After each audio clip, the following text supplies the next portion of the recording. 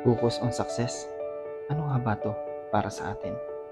Ito yung meron tayong pangarap sa buhay na gusto nating matupad para sa ating mga mahal sa buhay.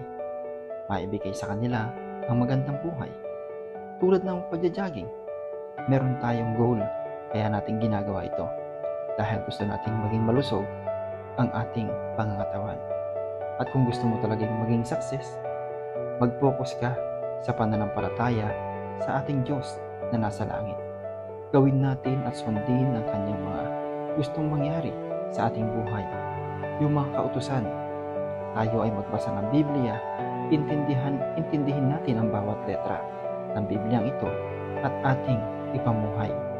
Ipangaral sa ating mga mahal sa buhay, sa ating pamilya, para sabay-sabay tayong makarating sa kaharian ng Diyos, makaharap sa ating Amang Diyos, sa Panginoong Jesucristo at sa Espiritu Santo. At doon, sabay-sabay tayong magpupuri at mananampalataya sa kanila.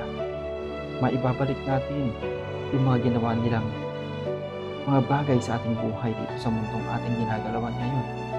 Lahat ng blessings na ating natanggap sa pamamagitan ng ating pananampalataya, pagsamba sa kanila at paniniwala, ay maibabalik po natin ito.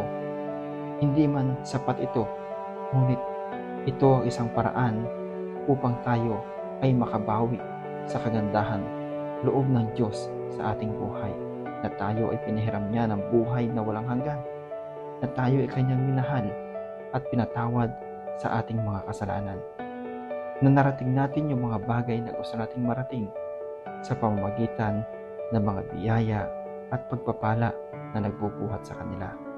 Na ang bawat panalangin natin at kahilingan na ating ipinapanalangin ay kanilang patuloy na pinakikinggan at binibigyang kasagutan, hindi lang para sa atin kundi para sa ating pamilya at sa ating kapwa. Focus on success.